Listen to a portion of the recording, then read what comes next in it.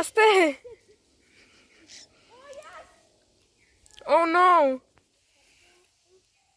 আরে ওগুলো শাক, আরে ওগুলো শাক না। এই হচ্ছে আমাদের ভেড়ি, আর এই ভেড়িতে এই খেসারি শাক হয়েছে, এখানে ওখানে করে অল্পই শাক হয়েছে। এগুলো বেশিরভাগ এখানে চোনা আছে, এই যে এগুলো চোনা গাছ, এগুলো খায় না, এগুলো গরুতে খায়। ওরে বাবা, পাহাড়ের মতন উঠতে হয়। এটা আমাদের ভেড়ি, এখানে রঙিল মাছের আমাদের চাষ হয়, কিন্তু এখন একটুকু জল নেই, পুরো ভেড়ি শুকনো হয়ে আছে, দেখতেই পাচ্ছেন। এখন খেলার মাঠ হয়ে গেছে পুরো। ওরে বাবা,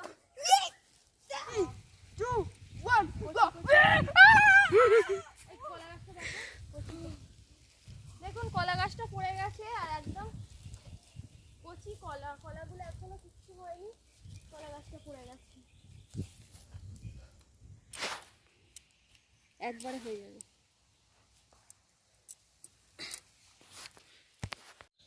শাকগুলো মাঠ থেকে তুলে এনেছি, আনার পরে ধুয়ে এবার কাটতে বসেছি। এই শাকগুলো এরকম ভাবে কাটতে হয়।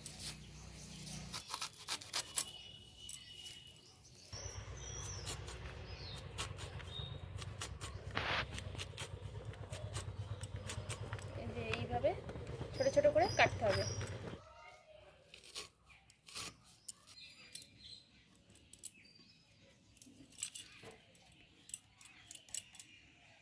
শাক ভাজার জন্য আমি এখানে পেঁয়াজ কলি নিয়ে নিয়েছি, দুটো শুকনো লঙ্কা, বেগুন কুচি, আর এখানে 4 কোয়া রসুন এরভাবে কুচিয়ে নিয়েছি। কড়াইতে তেল গরম করতে দিয়ে দিলাম, শুকনো লঙ্কাগুলো দিয়ে দিলাম, এবার রসুন কুচিগুলো দিয়ে দেবো। এই খেসারি শাক ভাজতে কিন্তু বেশি কিছু লাগে না, এই উপকরণগুলোই লাগে। আপনারা চাইলে পেঁয়াজ কলির বদলে এমনি পেঁয়াজ দিয়েও করতে পারেন।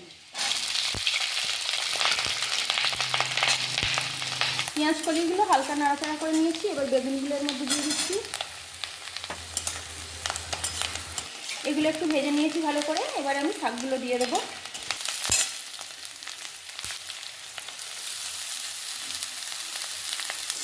আর এই শাকগুলো যত মিহি করে কুচোনো যাবে ততটাই কিন্তু খেতে ভালো হয়। আমি তো তাও খুব একটা পারিনি, আগেকারের বয়স্ক ঠাকুমারা দেখেছি খুব সুন্দরভাবে এই শাকগুলো কুচোতো, একদম মিহি করে। কিন্তু এর থেকে বড় বড় রাখলে খুব একটা ভালো লাগবে না খেতে, বিশেষ করে শাক ভাজাটা। এই শাকের কিন্তু তরকারিও খাওয়া যায়। নিজেদের জমির শাক বলে বন্ধুরা আমরা বেশি করেই খাই, কিন্তু এই শাকটাই যদি কিনে খেতে হতো তাহলে কিন্তু অনেক পয়সাই লাগতো। এই শাকটাও কিন্তু দেখতে এতটা, এটাও কিন্তু অনেকটাই কমে যাবে। এবার পরিমাণ মতন আমি লবণ দিয়ে দিচ্ছি শাকটার মধ্যে। লবণটা দিয়ে একটু ঘেঁটে দিয়ে এটা চাপা দিয়ে দেবো সেদ্ধ হওয়ার জন্য।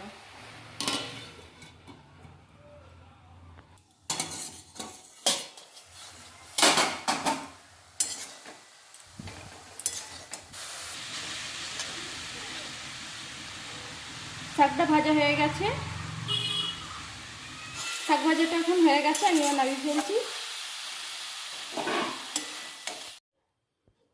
তো বন্ধুরা, গরম গরম খেসারি শাক ভাজা একদম রেডি হয়ে গেছে।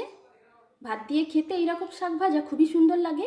তো আপনারা বাড়িতে অবশ্যই একবার এই শাক ভাজা করে খাবেন, ভালো লাগবে। তো আজকের এই রেসিপিটা যদি ভালো লাগে তাহলে প্লিজ আমার চ্যানেলটিকে লাইক, শেয়ার এবং সাবস্ক্রাইব করে আমার পাশে অবশ্যই থাকবেন। সবাই সুস্থ থাকুন, ভালো থাকুন, ধন্যবাদ বন্ধুরা।